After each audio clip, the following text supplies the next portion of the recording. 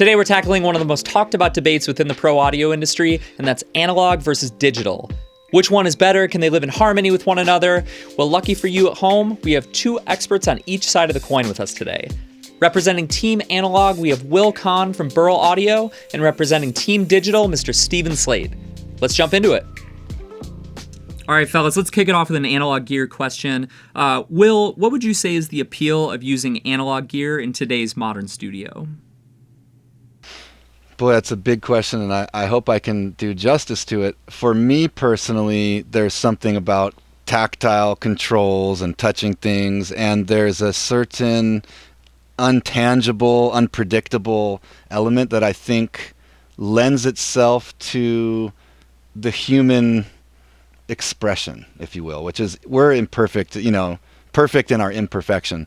And so for me, there's just something about when things are just, there's a magic to it. There's a kind of a certain feeling and a vibe, I would say, that, a lot of the old classic gear does kind of give you. And maybe there's some superstition like, oh, Jimi Hendrix used this, blah, blah, blah, blah, blah. And it gives you that kind of sense of connection, possibly. So for me, I really like, the faders of a console. I really like that approach of music. And I also think that it kind of keeps you honest because you in the analog world, like what you record down to tape or a computer, you can't undo it later, right? So it's kind of immediate. Those are the first things that come to mind. Well, I grew up in an analog world. And I think it comes down to the fact that this is a creative art. And because it's a creative art, the tools that we have are not just tools. We have an emotional connection to them because they're helping us craft our art. So I think that because, some of this analog gear is part of what creates this final piece of art and this final tone, I think there's an emotional attachment to it. So I think there's something about having a piece of gear that represents a sound. I know I can use this certain equalizer or compressor and it's going to give me some result that I attach to art. And I think that's why, it's still such a powerful thing. Whereas, lots of things are virtualized that no one cares about. I don't miss dialing actual physical buttons on a phone when I'm using my iPhone, but certainly there's times where, using a real LA2A like the one that's right next to me, there's something fun about that because there's an emotional attachment to it. I think there's something which I want to explain as like, in analog, everything is ones and zeros. I'm sorry, in digital, everything is ones and zeros. And analog has this, it's a more organic kind of sound and can't always be defined. And though I'm not a, computer science major or electric engineer, I definitely find that there's a certain emotional connection, like you were just saying, Stephen, to analog gear. You're talking about your LA2A right there. I mean, that's a beautiful piece of gear, and it's on my wish list for my studio. So I think there's tubes add a certain warmth to the music, which like when I was first recording my drum set, into a digital system 15 years ago, it was like that's not it. And then when I actually recorded a tape for the first time, I thought of Stevie Wonder right away. I'm like, there it is, and so I think the analog gear, especially the really high-end classic, stuff that we talk about, it makes it easier to get to a final product that for me as a drummer, I'm like, oh, the kick and snare sound amazing. The cymbals aren't super harsh. And, good engineers can make anything you give them work. A really good engineer is better than me sitting in front of all the best analog gear. It's not going to solve the problem necessarily, but when you get the two working together, a great engineer with great analog gear, that's a beautiful thing, and it makes production of music, I think, quicker and easier. And I'd agree. I think there's a reason why a lot of my career has been modeling analog gears because it does have that sound and that nonlinearity, and I'm just happy that we are in a day and age where we can recreate that tone in a digital platform because it's just as fun to use in plugin form, and so many great sounds can be had with plugins that model analog gear. How has digital gear gained on analog gear in the last few decades? Steven, let's start with you. Digital's come a long way, mostly because we have the power. The processing power is what has come such a long way. So now we're able to do much more complex algorithms, and you need complex algorithms to recreate analog gear because there's so much nonlinearities. And that word, I use that word in every sense of the word. Nonlinearities in terms of the process, like a compression, or even nonlinearities about how something saturates over time. And it's just lots of these things that take a lot of CPU cycles. So we now have the ability to model these things. But yeah, I mean, it's really wonderful because at the end of the day, all this gear doesn't matter. It's the end result that matters. It's the final art that matters. So, people have the option to, twist some actual knobs or some virtual knobs, and you can get a really fun result. So it's obviously no secret digital has had a tremendous effect on the workflow of today's engineers. In your guys' opinions, why is digital gear and software essential to the recording and mixing process in 2021? Well, in 2021, people want to get things done efficiently and affordably, and I think that's really where digital comes in favor. I mean, it's a lot more affordable, and it's a lot more practical because I'm speaking to you on a laptop, and then I can double click a project and have my whole entire song. Actually, I'll give you an example. I remember when I started out, when everything was analog, and this is like the early 2000s, I was mixing a band, and I remember they called me up and they needed to change something in a mix. And I had a Neotech Elite desk with no automation. So when I had to recall that mix, just recalling it and recalling all the gear from, a week before, that's an hour process. It took 1 hour just to recall the mix. And by the way, no, it's not the exact same mix. It's close, but it's never exactly the same mix. So an hour with that stuff, whereas now, if I need to recall a mix for a band, I could do it while they're on the phone. I just double click the project, do the change, hit bounce, and send it to them within 5 minutes. So there's something to be said about that. And you say the word 2021, you're right. We're living in the future, and in the future, expectations are different. People want results faster, more immediate. People are more impulsive. People want to, the way music is delivered is different, where, we went from an album culture, we're primarily now a single culture. Whether you like that or not, that's to be debated in another discussion. But, pumping out material is important to artists now, and digital also helps you do that. Your vision for Slate Digital involves creating, pristine physical gear that pairs with fantastic digital emulations of analog classics. Why is this the route you wanted to take with your brand? Well, we started off that way just because that's what I came from. I came from studios where when I thought of an equalizer, I thought of a Neve or an API or an SSL. This is, where I came from. So that's what the first part of Slate Digital was all about, was recreating the things that were iconic studio pieces, because that's what the studio was to me. That's not what the future is for us, though, I'll say. I mean, now you're going to see a lot of products coming out from Slate Digital that aren't based on analog gear. They're just processors that hope to or aim to solve problems for modern producers. And maybe they can take aspects of different analog processes, but it's not about, simply just saying, hey, let's model every piece of analog gear. I think we've modeled a lot. I mean, if you can't make a great record with all the things we've already modeled, then I don't think it's the plugin's fault. So, I mean, we're looking forward to expanding in the future. Very nice. Is there a favorite emulation you've created thus far? Or is there like a holy grail piece that you've yet to create, or even something that just shouldn't get digitized? Not really. I don't really think of it that way. I mean, I like a lot of our plugins. I mean, to me, I don't really play favorites. I mean, it's kind of whatever works for that day. I mean, we just released this plugin called the FG2A, which is a model of the hardware that's sitting next to me. And I was doing a tutorial for a friend. I was using her pop song for a tutorial, and I put it on her vocal, and I just squeezed that thing to about 15 dB compression. It just sounded great, and it put a smile on my face. And I mean, that's at the end of the day, that's what matters. I mean, as long as you're twisting knobs, whether they be real or virtual, and you're smiling, and it's making you happy about about the art you're creating, then you're winning. Burl Audio is known for taking digital sounds and giving them that analog soul power that founder Rich Williams is always talking about. Can you speak a little bit to why the brand's converters have become such a standout in major recording, mix, and mastering studios over the years? from my perspective, Rich, who used to work at UA and did the 2192, there was a natural progression of, there were some phenomenal engineers that he learned from over there in the analog world. And, they'd tell him things like, you can't just look at it on a scope and know the specs. You have to listen to it in the studio and like really listen to it and put different types of music through it. And I think that it is certainly, I'm in my studio now. I mean, I've got burl gear all around me.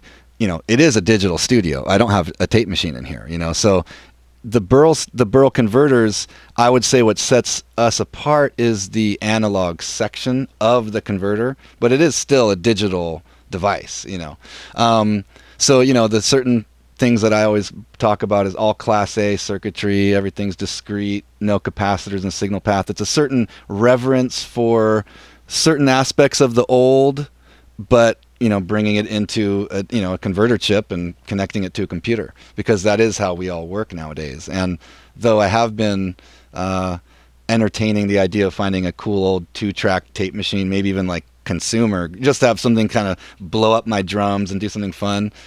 I mean, there is so much you can do nowadays in the hybrid world. Microphones are mostly still analog fully. Obviously there's more and more stuff, hybridization going on, and speakers are still analog, though of course we know there's a lot of DSP in speakers. There's again the hybrid thing going. But I would say with burl, it really comes to one man's singular vision of bringing the very best analog componentry and marrying that with his digital knowledge, and that's very unique. His own specific flavor and ideas that he put together. To say the least, he's a unique character. But having said all that, so kind of on this in this conversation representing the analog, I think that I also put together a studio this last year in my backyard. Got a lot of great burl gear. And then what? So I've got my mic pre's, I've got my converters, I've got a mix bus, and it's been a really interesting exercise for me. I'm not working at East West Studios with a rack of gear behind me. So I do think it's incredibly important, to capture on that analog to digital. That capture is extremely important and can't be under appreciated. Or like that's really, really important. And, there's so much I can do digitally now that I'm learning about. There's the DBX 160s, the LA2As, the 1176s. These are digital modeling of old analog gear, and I'm learning how to make the most out of the digital side too. So as much as I want to just say analog, digital is something. And I'll talk a little bit quickly about the Fab Filter EQ that I've been hearing about for years, and people say, oh, it's this amazing, groundbreaking, game-changing. And I just was always thinking, like, how game-changing can a digital EQ be? Well, then someone gave me a copy of it. I'm working with it. I'm watching how they're working. It's like there's a place for a 1073 and a 1073 plugin, and then there's also a place for like looking at this really a digital EQ and seeing what it can do and learning how to kind of see where your frequencies are maybe building up and just doing some real surgical stuff. So I've really been more and more in the last year or so, just through putting together my own studio, being limited with funds. I don't have, LA2As and 1176s and all the, classic gear all around me. The digital tools are super powerful. I like to use them sparingly, but it's super, super powerful. I think one of the most unique things about burl is the modular nature of the B80 and B16 mothership converter chassis. What are some of the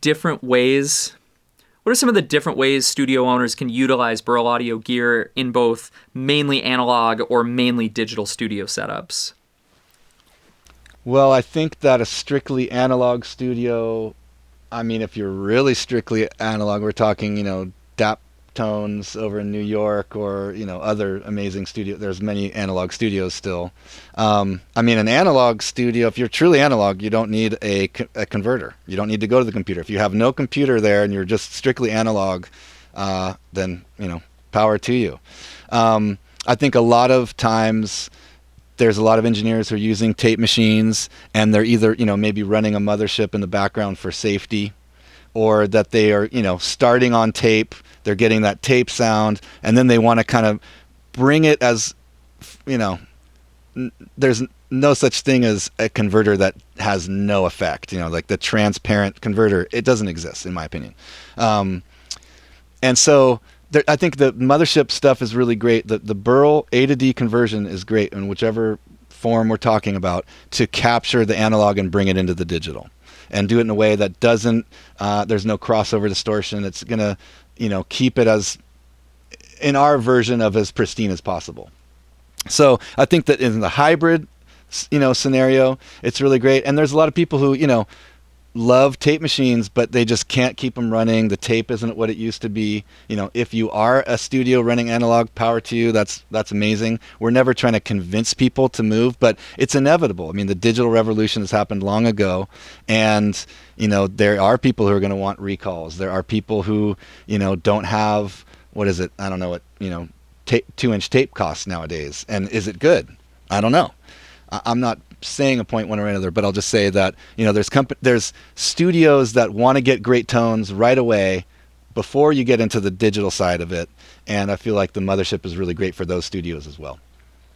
Stephen, in addition to your emulations, you've also created the Raven series of multi-touch DAW production consoles through the Stephen Slate brand. How has analog gear influenced the Raven series, and how do you envision engineers using this technology in the studio? That's a really good question. Again, growing up in the studio business, I think of a mixer as almost a musician, and his instrument is the console. And what I mean by that is, you're trying to craft this vision that's in your head, and the console is your means of doing that, whether it's setting up your levels and balancing, which is, that's really the core of a mix, is just getting the balances themselves, reaching out, grabbing, faders, and, then tweaking things in the console, grabbing equalizers and crafting this mix that's in your head. And that's where I came from. So when I switched everything to digital, I felt like I was lacking that type of control. And I did try some, hardware controllers. But the problem is, because there was not a one-to-one relationship with what was going on in the workstation, I just kind of felt like it was almost an interference. I mean, like when I reach out on a real SSL console and I grab the equalizer knob, it's always there. It's always going to be the equalizer. Whereas a controller for me just didn't work, because this one knob for in one instance was controlling EQ, and then I had to assign it to a compressor, and then it was just all these multitude of jobs for one universal controller knob, and it just didn't make sense. So using a touchscreen made more sense, because everything was one to one again. I could reach out and tweak the actual plugins and the actual parameters, and it felt very much like mixing on an analog desk, except now it's just touch instead of tactile, and it's just fast. And then of course we expanded on the concept and brought more to it. So we have these things, this digital butler called the Batch Commander. So now by hitting certain buttons, you can, execute up to 1,000 key commands, mouse clicks, and menu selections. So now I'm saving myself 30, 40 minutes, per session, because I hit one button and it's doing so many tasks for me. So it's a cool piece of technology that really just is about workflow, because, workflow is so important when you're trying to craft that final product. All right, guys, so this is where it all comes together. What would be the best case scenario for the both of you? What can you not live without at this point from both the analog and digital world? Will, let's start with you. For me, because I've been here for 10 years working with the Burl mothership, that's one of the first things I got to have in my studio. And I know from there, I've taken care of the analog to digital, and then playing out the digital analog. I'd say a summing mixer to be able to bring that vibe, a couple analog reverbs. And as far as the digital side, definitely EQ. Doing a lot of subtractive EQ is really important. I'm finding in my progression, cleaning things up. Definitely compression in any analog compression I have is great, but definitely using some plugins for that as well. For me, that's really it. I mean, I would say the instruments and the music is incredibly important. Speakers, obviously. I'm pretty simple as far as it goes. Yeah, I'm pretty simple too. I mean, just give me something that can give me a good clean signal path, and then just enough tools to wrangle stuff up. I mean, I think I can, make music with anything really. Analog, digital, my plugins, someone else's plugins, stock plugins. Just, maybe start off with a good clean signal path. I think that's pretty important. And I think the other thing is just a really, really linear monitoring system that well, because you can have all the greatest gear ever, and if you're not monitoring properly, you're not going to really make a great result with it if you can't trust what you're hearing. All right, so last question for both of you guys. As more and more engineers start to adopt this hybrid workflow, picking the best from both worlds that works for their needs, where are we going from here? Get out the crystal ball. Tell us what's on the horizon for both analog and digital gear in the modern studio. Will, kick us off, man. Oh boy, I mean, I was about to ask Steven that. I mean, certainly, when the Raven came out, I'm looking at this going, I mean, you guys, you've done a really great job, I would say, Steven, at thinking forward. I don't know. I don't know. I'm going to say that, for me, my current attention is really figuring out how to use all the tools I have. Having, even 60 plugins is like way too much for me. I'm really thinking myself at this point as a student of engineering. And, it's interesting to think about, as computers get faster, I think there's certain elements like music, just a good performance, that's what I hope to say in the future. We see more performance oriented recordings where the like Steven's saying, it's like, all the great equipment only gets you so far, and you need a great performance, having a great monitor system. So it may be more compact. I don't know. I mean, I'm going to really kick this over to Steven because I think you're really thinking about the future. Yeah, I mean, look, people just want to create music. They want to have fun doing it, and they want tools that will help them get from point A to point B, help them be creative. And I think it can come in so many different ways, whether it's even just a cool DAW. Like, for instance, if you ever used FL Studio, that DAW in itself is a creative tool that makes you work and think in a unique way. And you get very interesting results just based on that DAW in itself. That DAW is a tool in itself. You could say the same thing about Ableton. And so I just think that the future is just all about expanding ways where people can have fun creating art.